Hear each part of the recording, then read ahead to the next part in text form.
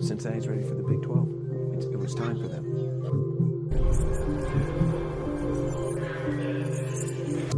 I am fired up.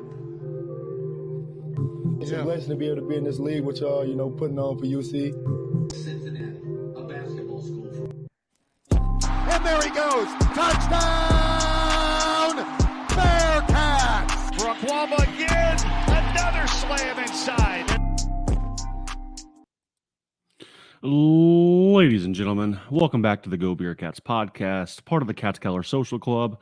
I'm your host, Brandon, and back again. I just can't stay away from this guy. We have Darin Russell here to talk more Bearcats football with us. Darin, welcome back, man. Happy to be back.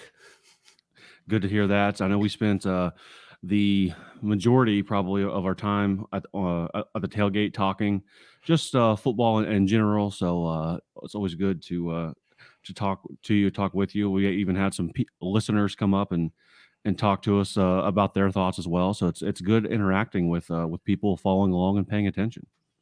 Absolutely. Yeah. A little bit of wound licking still, but some optimism for the day. Absolutely. As we have our listeners, gathered in here right as we have their attention, I got to pitch this sort of giveaway that the Catskeller Social Club is doing, right? So we have these beautiful, if you've not seen them yet, Cincy Light pint glasses, Cincy Light on one side, Rheingeist on the other. Those are pretty snazzy. I have 5 of them to give away thanks to the Delhi Liquor Store.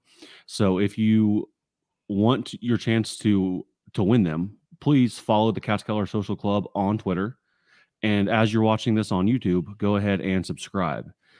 People who have done both of those are entered to win, and we will announce the 5 winners this Saturday, September 30th. So get in on that as soon as possible. And Darin, before we jump into this Oklahoma game, it is time for a beer. Although I am still on my beer strike, if you will, but that doesn't matter because the Delhi Liquor Store is still here to support us.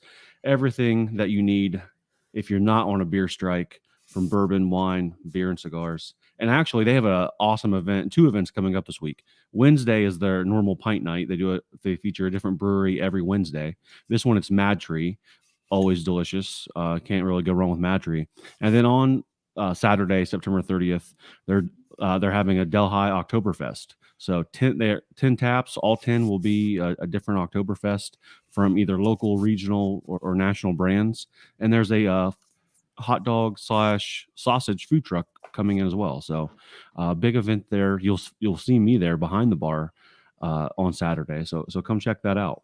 I didn't buy a beer from the Delhi Liquor Store, but I did buy a nice lemon lime prime.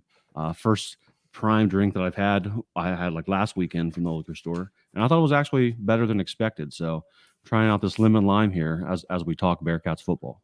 Yeah, I got a absolute berry vodka. Decided to go a little fruity today. Okay. Got the classic DIN logo there. Some of our old back then we had some Sleeves 4 seltzers when seltzers are really, really popular. Yes.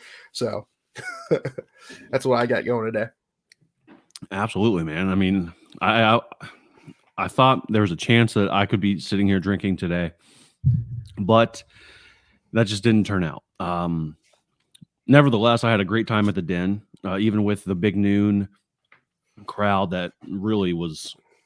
I didn't know how people were going to react to that. It's not necessarily, the brand name college game day. I don't think people cared, though. It seemed like there was a ton of people up there.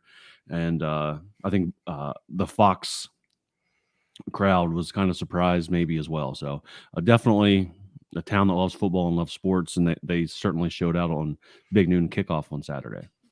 Yeah, I mean, I've said before, in and out of on camera, you give this city something to root for and a chance to show themselves out, they will show up.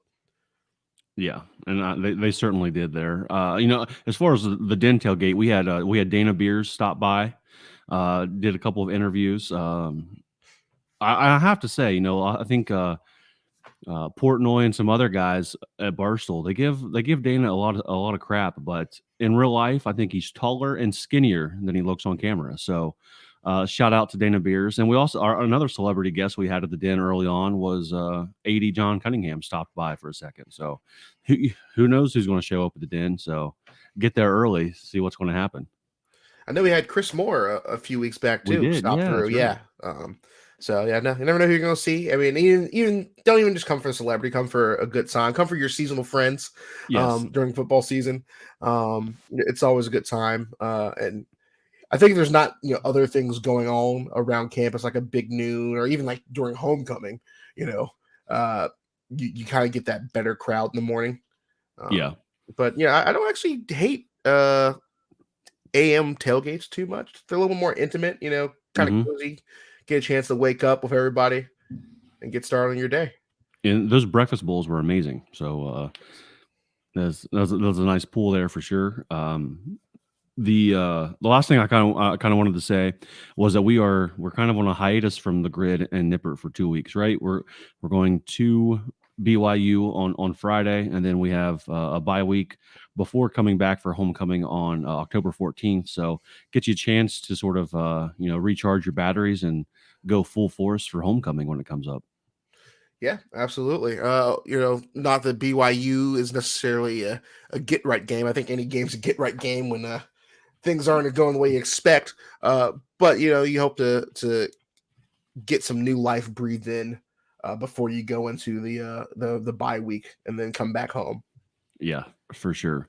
One thing that I've not been great at doing since I've started this on Twitter, Darin, is after every game I ask the 5-word or less reactions from the fans, and it's been a couple weeks since I've read them, but after this 20-6 loss, I think we can sort of maybe jumpstart our conversation by reading a couple of these and see what the fans' instant reaction was. These are all pretty much coming, I don't know, probably like within an hour of the game ending, I would say. So let me read a couple of these here to you.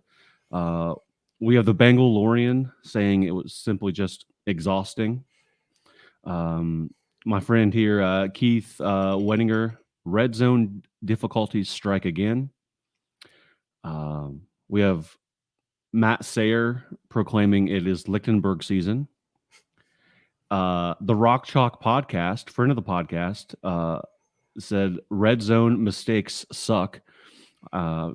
Maybe they are feeling a little bit of our pain there, even though they did beat UCF this week. Coach Cam says simply overmatched on offense. And the last one here says from Justin Norder at Norderblades here says score touchdowns in red zone.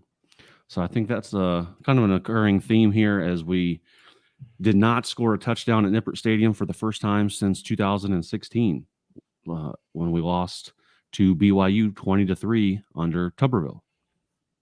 So there is that first time. And then the other nugget, we learned that this was the first time we've lost back-to-back games in Nippert since 2017, which was Fickle's first year here. So what do we got in terms of the game? What is you want to start off with the good, the bad? I think there are some good things that we've seen on Saturday, and maybe we can highlight those first before we jump into critiquing the team. Yeah, we can go with the bad first. Let's go with the bad first. Okay, I think that's kind of what everybody's kind of chomping at the bit for. Sure, a lot of hot takes, a lot of vitriol rolling out of game. I think it's good to get the therapy out first. Let's do it. That. Plain simple. Obviously, your offense. I won't even really say the offense as a whole. Your red zone offense has gone cold over 2 games. Ice cold. Emory Jones himself, he is 1 for 4 in your touchdown to interception ratio from over the last 2 games. As it stands now, kicking mistakes, not consistent, but enough where you kind of wonder what's going on there.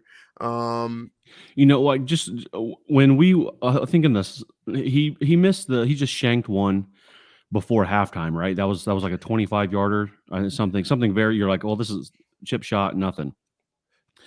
So I'm like, after he shanks that, I'm losing confidence. And then the announcer's like, here comes the kicking unit for a 54-yard try, and like the people that I was sitting with just looked at each other and laughed like this ought to be good. And then he nails it. So completely.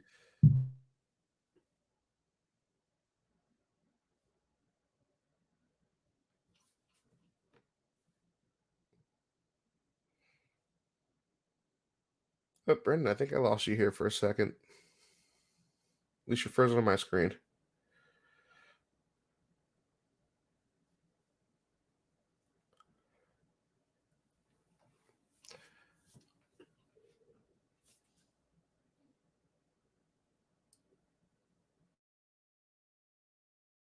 See if I can get him back here.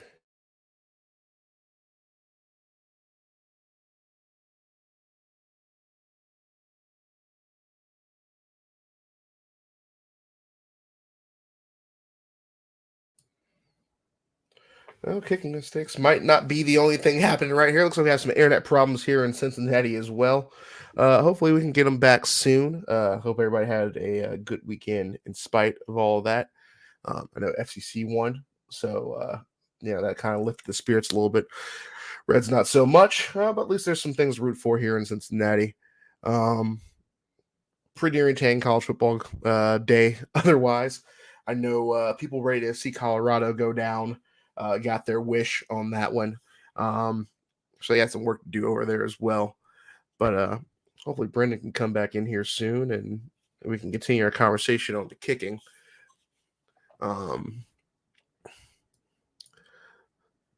Which, he's making a good point before he froze on screen there. Making that long field goal, everyone was probably obviously questioning after he shanked one. What are they even doing? But I gotta say that was probably a confidence booster for him going forward. It says he's trying to fix his internet issues here. That is unfortunate. I don't know if we're still recording. It said we're still recording. I was just talking to lovely folks at home about the weekend. Internet has been a challenge here today, as I told Darin. So I think we were talking about. I don't know how much further you got talking about kicking field goals and being inconsistent. Let's pick up there. Yeah, no. You were mentioning his what was it, 55-yarder? Yeah. I'm sure everyone was probably like, "What are we doing here?" After you see him shank one.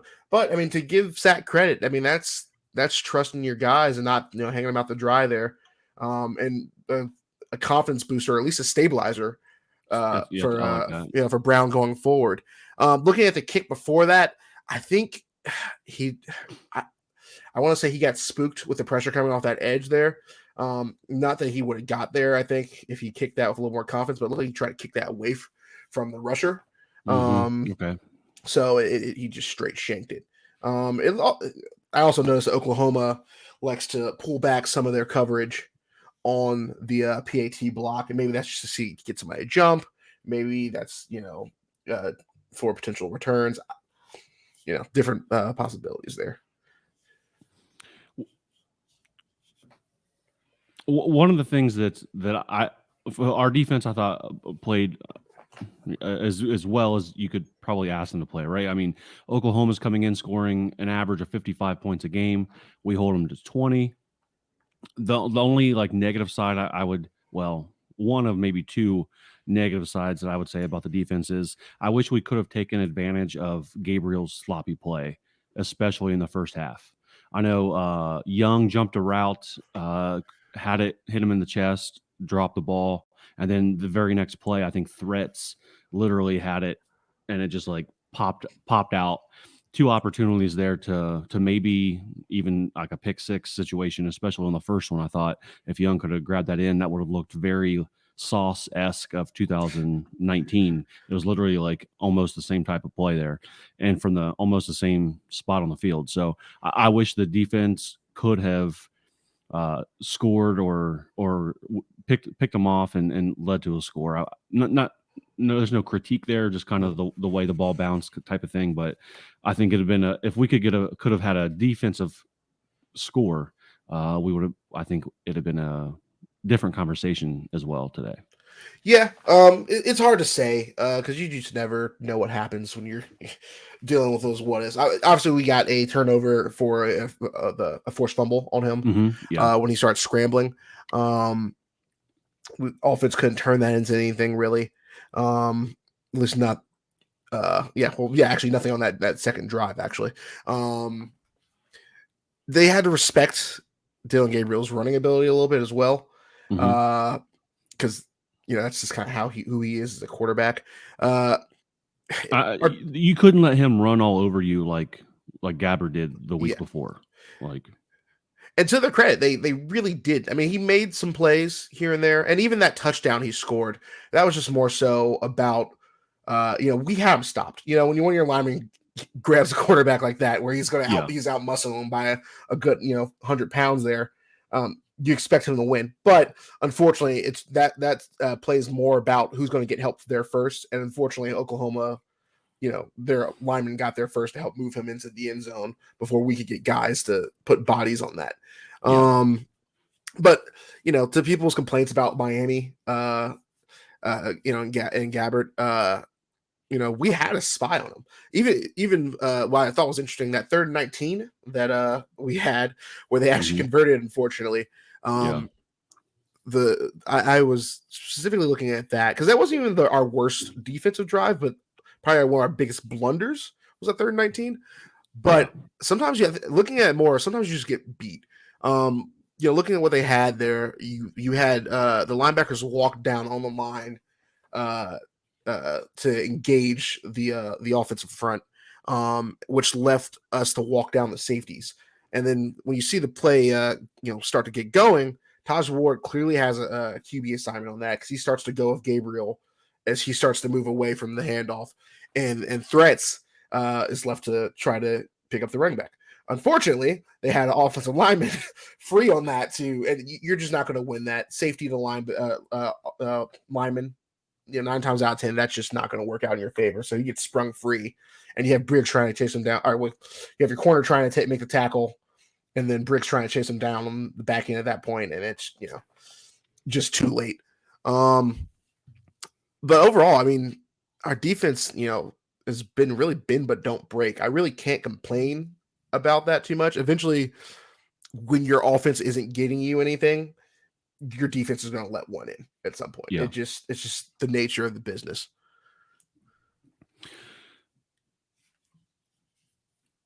A couple other things here I have under the bad, and we can certainly add to this, but I thought, and it's a debate. Obviously, people are paying attention to this, whether you are blaming Emory Jones for poor play, or you're maybe blaming wide receivers for dropping some passes that they probably should have came down with, or poor coverage on the offensive line.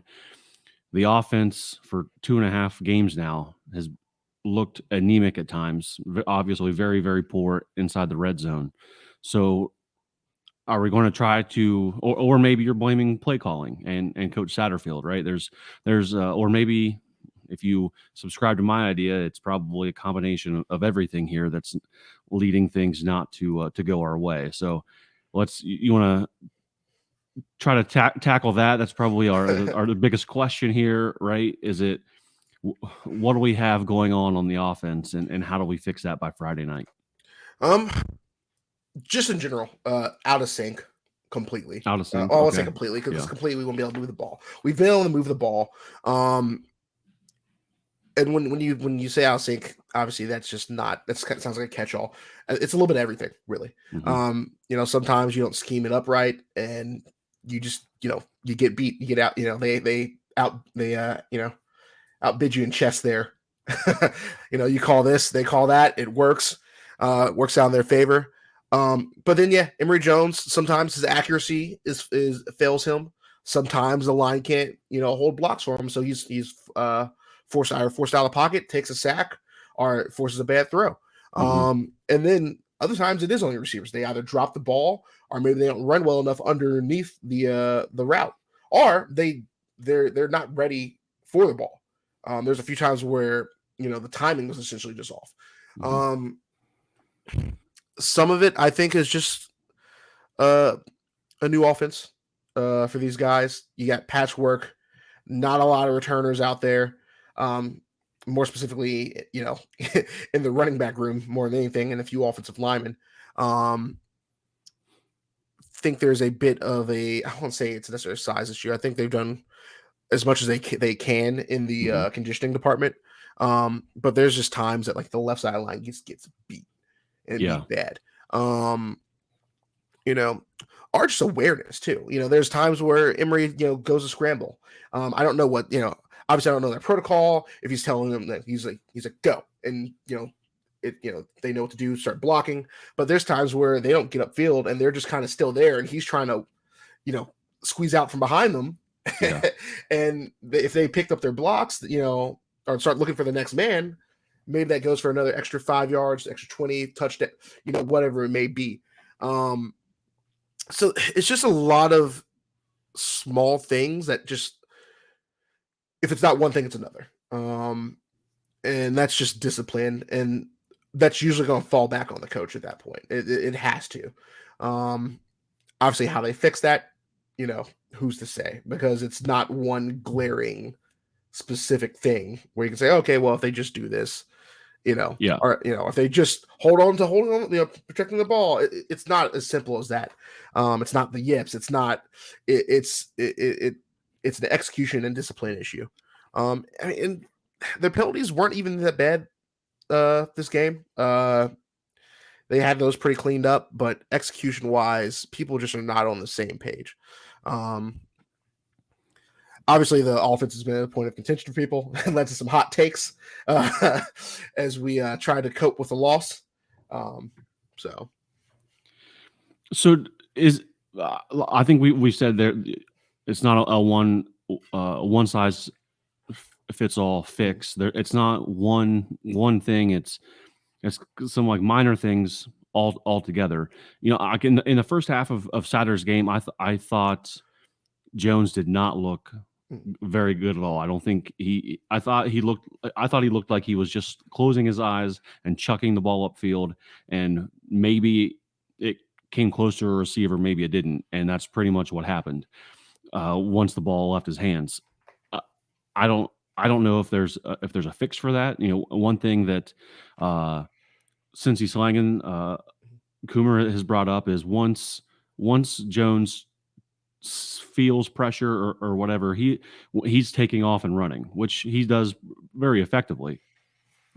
But at times it seems like if he could just extend the pocket out to make a pass instead of just tucking it and run, that there might be better options than trying to escape on foot. It doesn't seem like he has that awareness to look downfield. Once he has to sidestep a defender, he's taking off, he's tucking and running every time, it seems like. So I think maybe a lot of people were not very high on Emory Jones coming in.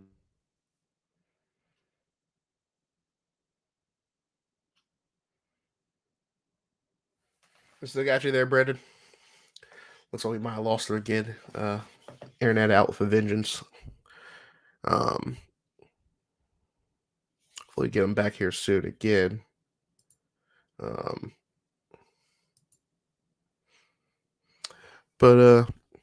Yeah. Quarterbacks right next to coaches, they are going to be the ones to get a bulk of the blame on things. Emory has not looked amazing at times, but I have some more thoughts on his scrambling when Brendan gets back in here. Looks like the internet is chewing him up again. He is trying to reload or restart there.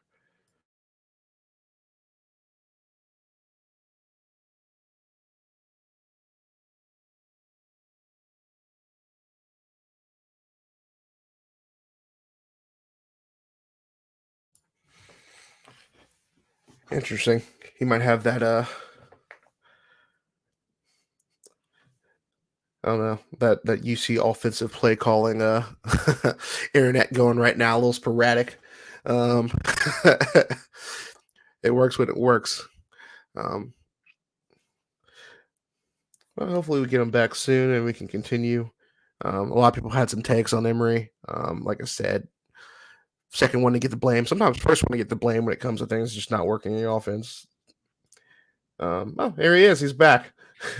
I've turned on my home internet. I've never had issues with in the 4 years that I've done this show.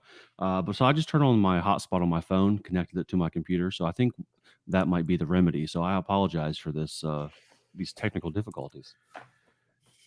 Yeah. Last thing you were saying is you wanted Emory to extend plays with his legs, open up things downfield. I think, I just think that we're maybe seeing some of those shortcomings that people have sort of told us that Jones had. I'm not saying that he's not the best option for us. I'm not saying that I'm not starting him on Friday. I think right now this year he gives us the best chance to win. And I think if we can clean up some of those smaller things that we just talked about, I think that can make him look a lot better for some people. Yeah, honestly, I think he's at his best when running. Now the caveat to that is the coaches have to see that too, and so then they start making calls to adjust that, because when you start opening up the run game with both him and obviously running back of the week, whoever, that is going to force the defense to change their approach, which then for him is going to open up his reads. Now, I don't think it's necessarily true that he is always is going to pressure and go, because there's a lot of times where he hangs in there and just either takes the hit or has a bad throw forced. I think also some of that is attributed to the line. The way they get collapsed on is a lot of times, at least these past 2 games, the defensive line has collapsed our offensive line in a way that has not allowed a lot of seams for him to just go. They're not straight downhill. They run a lot of stunts and make it hard for our offensive line. And that's not to say Emory doesn't have his problems, because I think Emory, some of his issues are more mental in that aspect. Okay. I think he'll get rattled. Because when he's on and going, you can tell, he's making the right read. He's going to take off and go, get the yards, keep the chains moving. And then he sees the field a little bit different at that point. But, once that pressure gets going, it seems that it's a lot of first read, either commit to it or there's a sack or he tries to run too late. So I think at times when he gets rattled, he's just not seeing the field at his peak or as well as he should be able to. Perfect example, there was that 3rd and 11. We were driving in the second quarter to Prater, across the field, dime. It was a 14-yard pass. I think that was probably, in my opinion, the best ball he threw. Now on that same drive, once he threw his first pick of the game, I think he had the right read, and he even had time on this. But if you see that safety coming up, to help, the only place he has to put that is he has to put that ball out further, and closer to the back in the end zone. Because instead it goes short to the front of the end zone, allowing pretty much a 2v1 situation instead of a 1v1 situation. I think he can be worked with. I mean, no one said it was going to be easy, obviously, and not to say that's what you think. It's just not consistent at the moment, and I think part of that is just, mental. A lot of sports are like that. How's the brain working that day? How's it working in the moment? Is this? What do we think about play calling? Right. I thought it was better this week. I don't have as many problems as I did against for the Miami game. You saw the double pass play, which should have been executed, but the receiver didn't catch it. Hit him. He had to go up for a little bit, I believe, but still a very winnable ball for us. You see what we. maybe you don't like that we passed it 42 times, right? That Mhm. seems, but you're also trying to play catch up. You were down the majority of the game, and our rushing attack really, I don't know if you'd call it effective or not. I would probably lean towards no. We finished with 141 yards, but that's across 6 different people carrying the ball. And Jones being the one with 42, Kiner the next with 39 on 10 carries. So not necessarily moving the ball on the ground like we'd want. So maybe the offense fell out of balance there a little bit for this game due to the circumstances around it. But I didn't think it was as blatantly bad, the play calling that is this week as it was last week. What do you think? Yeah, no, I agree. We're just not getting the end result we need out of it, which is at the end of the day is you want some kind of points. Obviously, it'd be a different story if we somehow kicked our way to a victory. Mhm. Just multiple kicks, getting 3 points every single time. But you're still gonna want some touchdowns out of that. And if you're stacking our numbers against OU, again, it's the tale of them just doing enough to win the game. I mean, we're tied on first downs, 21 apiece. They got 425 total yards, 376 for us. And I think that Stewart happened to mention that it's the more frustrating part about the game isn't that we lost, was more so the fact that we were in the game and we couldn't make the plays necessary that we were capable of to win the game. Or even at least make it, not even make it respectable, but even like fight to the end. And it's crazy because we were never technically ever out of the game. Mhm. Obviously, when you see something not working, you have an assumption and there's some probability of what the outcome is going to be. But we were never out of this game. I mean, Vegas had it right at -14 for OU, 20-6. Maybe they saw it 14-0. Who knows? Our defense is legit, but when your offense can't help you out, there's the way I like to think of it is there's multiple ways to put pressure on the team. Obviously people just think defense, shut them down. But when you score enough points, that forces the opponent's offense to have to change their strategy. Maybe go for it all the time. Maybe a lot more Hail Marys. Maybe just shoot mentality sort of deal. Which you're gonna get mistakes out of that. You're gonna get some. It's a lot easier to counter when a team's just going to have to go and go for it. So at the end, I think there was some of that. Us trying to get back / stay in the game, and a little bit more desperation, a lot more in the mind, a lot more pressure. It's just a different game at that point. But yeah, the play calling itself, again, we're working well between the red zones. And even I didn't dislike a lot of the red zone calling. I think some of that falls back on a little bit of the players as well. Execution-wise. I think that's fair. Yeah. I mean, we held them to 103 yards rushing. Won the time of possessions, penalties. I mean, they were Oklahoma looked very sloppy. A little more execution. I think it would have been definitely a different story here. I mean, to kind of continue off the good, I thought Dante Corleone made a lot of money on Saturday. I thought he looked really good, disruptive in the backfield. When the NFL scouts go and look at tape and they look at the Oklahoma game, because that's a brand name matchup, they're going to be like, yeah, this guy can play. I think he's moving up some boards there after Saturday. I thought it was good to see Shimon Mateer and Evan Prater get involved on the offensive side of things. Mateer had a couple nice catches in the second half. Evan Prater, a couple as well. And then Mason Fletcher, I think I tweeted out, was probably the MVP of the game. The guy can flip a field like no one's business, and definitely had some great punts on Saturday to help out the defense a lot. He makes it look easy too. He makes the ball do what he wants it to do, regardless. you think physics are in control, but actually he's in control of physics a lot of times. Mateer, I'm not saying like he's got game breaking speed, obviously, but he is sneaky fast for his size. He's not going to obviously break one open and just sprint for 50 yards, but he's gonna get to where you need him to go. And if he can, bump some guys off of him, he can get an extra, 5 or 10 out of that. Prater for sure.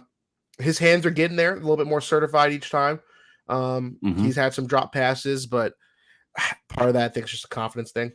And obviously he's not the only one who's had, the ball's hit him in the chest or popped out of their hands. And people want to focus on the last interception as well. That's just bad tip drill. At the end, badly thrown ball, bad tip drill. But again, to their credit, Dante Coronel, like you said, made a lot of money. Briggs, continues to be a steady force. Van's starting to get more touches. They're really trusting that rotation of that guy. And you're seeing this a lot more in the sport as a whole. Schools want to have 6 to 8 guys they can just rotate on that line. You have 8 starters, not 4 or 3. And if you do, or if you don't, well, then, hope no one gets injured. Yeah. I think kind of good news for us, heading to BYU Friday is they lost to Kansas in a pretty good game, 38-27. But Kansas had 2 defensive scores against the Cougars, which I like the sound of that. Like I said, if our defense can help us score a little bit, I think we're going to be in this thing and definitely winning some games because they're doing enough already. But if they can even do a little bit more and actually score some points, different ball game. Yeah, absolutely. It's hard to make a BYU, and they have a matchup predictor in our favor. They do. I saw that. Yeah, negative 2.5 is the line. We finally have the lines back here at ESPN. They have us favored in this. It's pretty hard to what to exactly make of the Cougars because they struggled opening up against Sam Houston. Part of me wonders, was that Sam Houston trying to make a statement coming into the FBS, or is BYU struggling? They put the hurt on Arkansas, or Arkansas, depends on how you want to say it.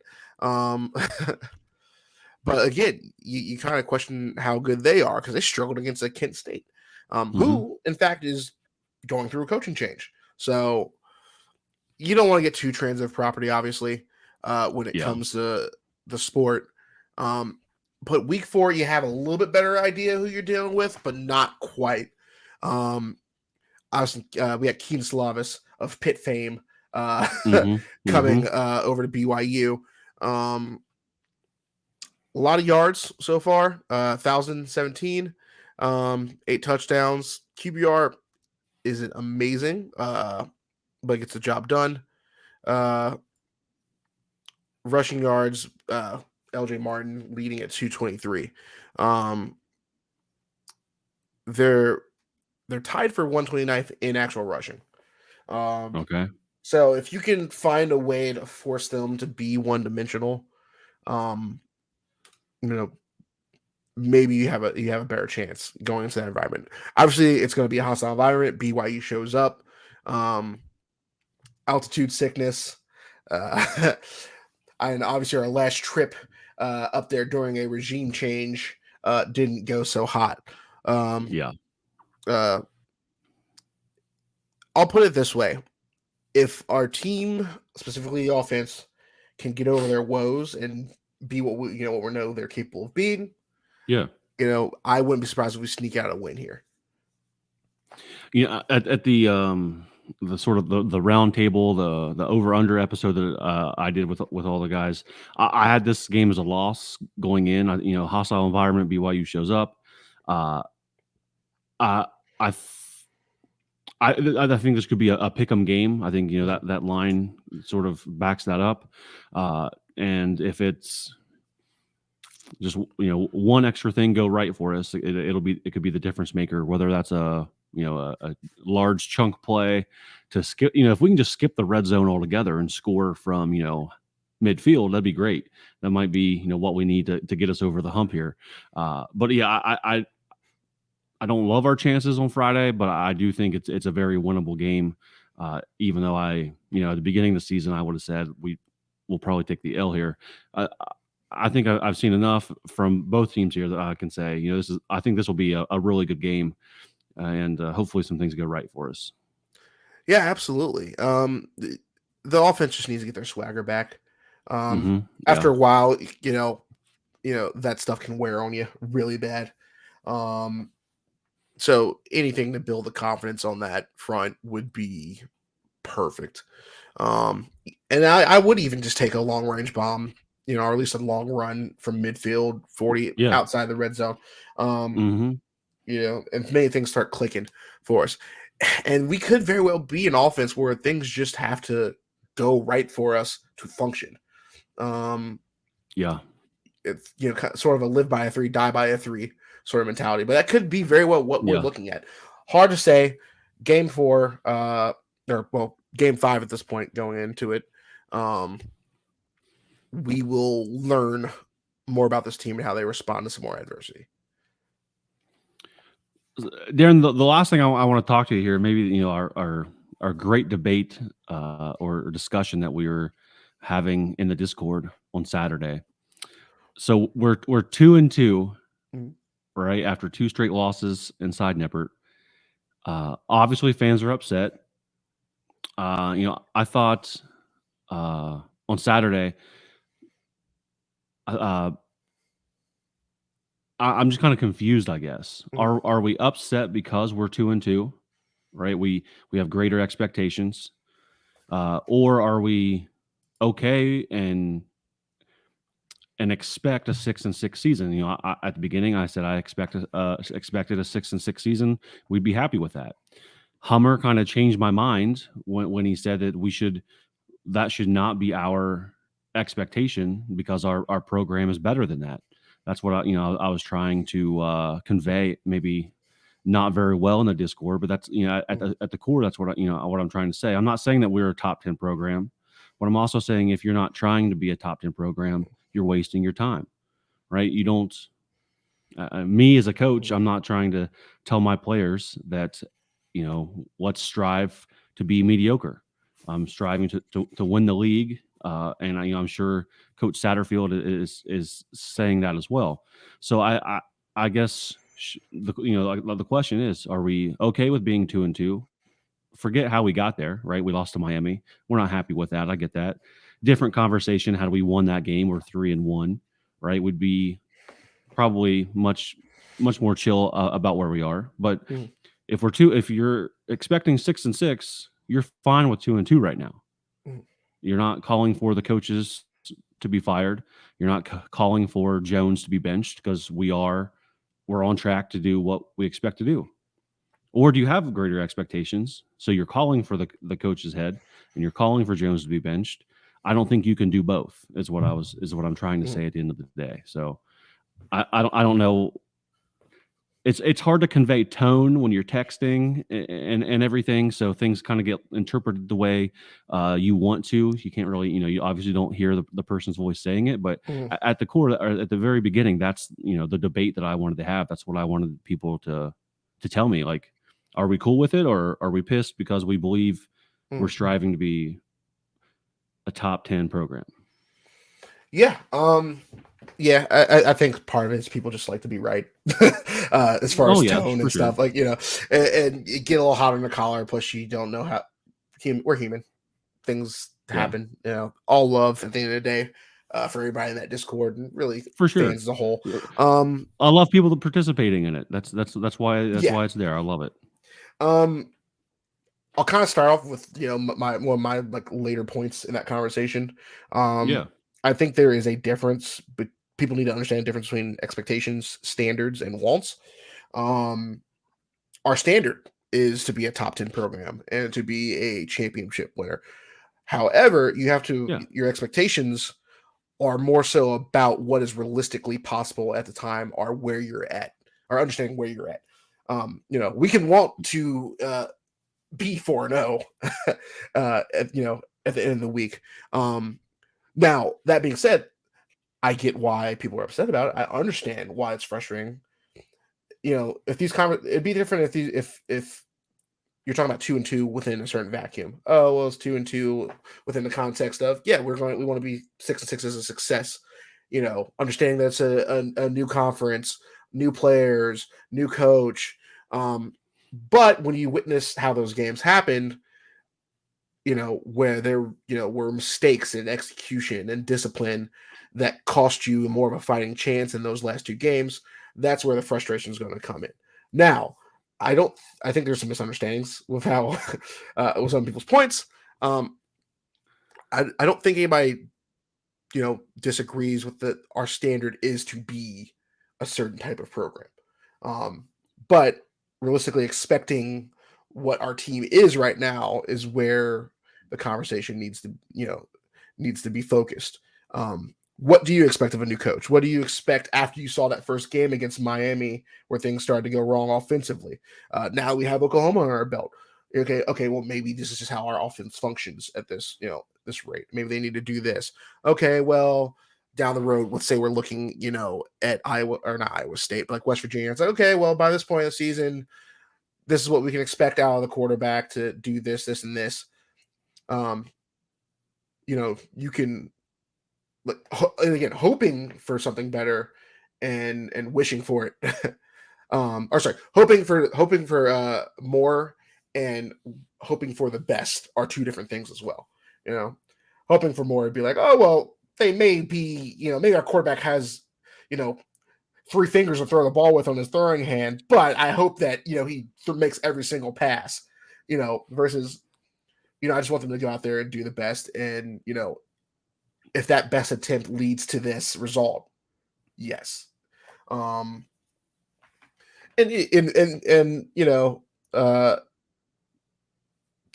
Mountain Bearcats' point, I think the frustration in those games, you can't let that cloud the situation you're in. Calling for a coach's head 4 games into their tenure, because we know that we can be a top 10 program or are capable of being a top 10 program, isn't the way to go, because you got to give them time to try and figure things out and learn from mistakes. And yes, obviously they have coaching history at other schools, but it's still year 1, 4 games in, turnover, NIL error. That's not an excuse to lose when you have the capability to win games, but it's also not a reason to just kind of throw the baby out with the bathwater,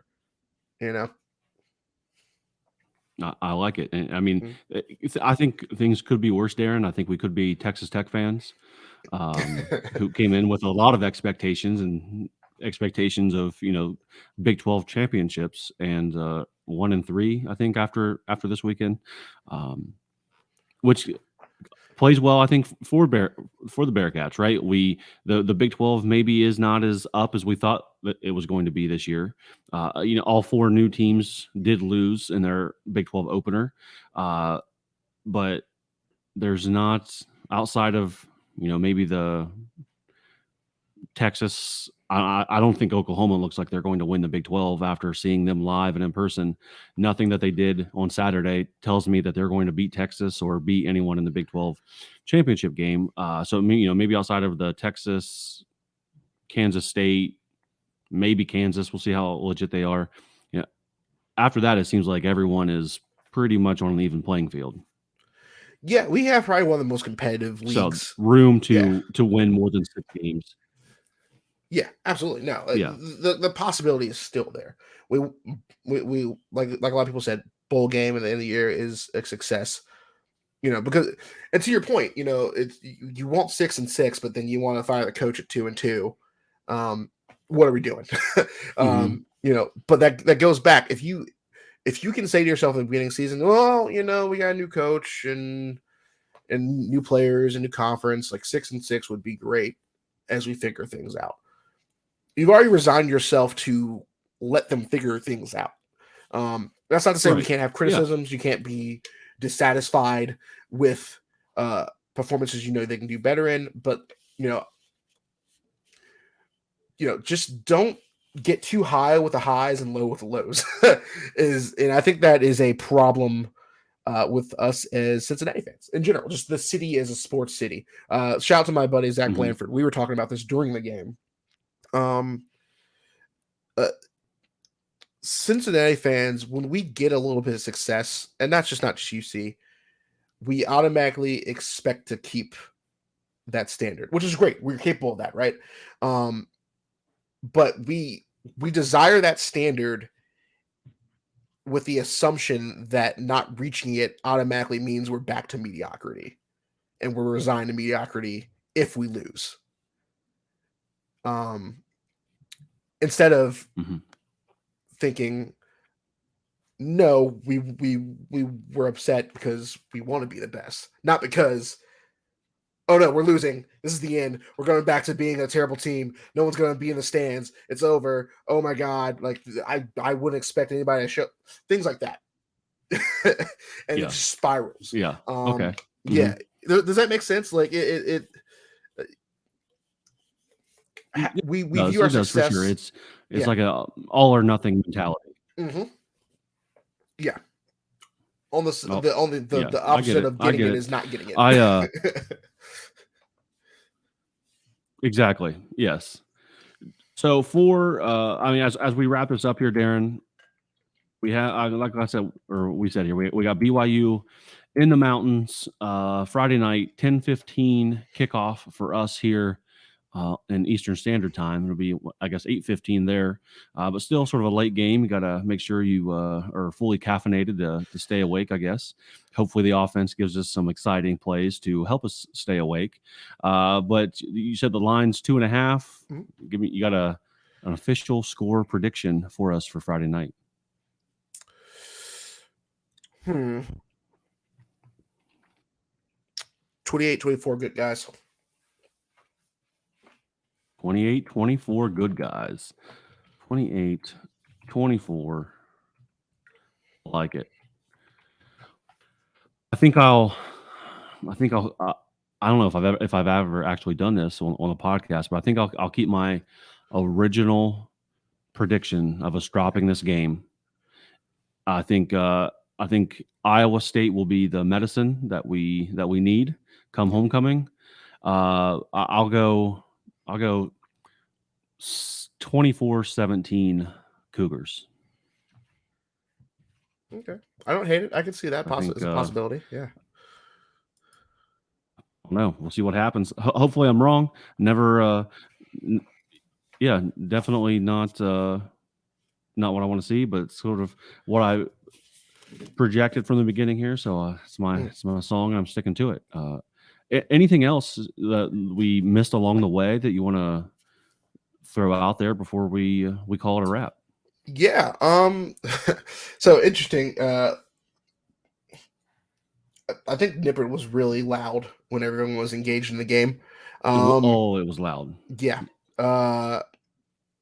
Flip side of that, and this just could be my, some of my internal optimism. But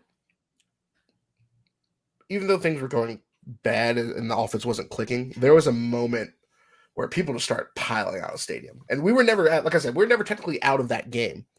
That was a little hard to see. But I can't resign people. I can't blame people. Obviously things weren't clicking, but you'd like to see people stay when it's all still there and all available still. And then we kind of pulled another dang. People sold a lot of their tickets. There was way too much Boomer Sooner going on at Nippert Stadium.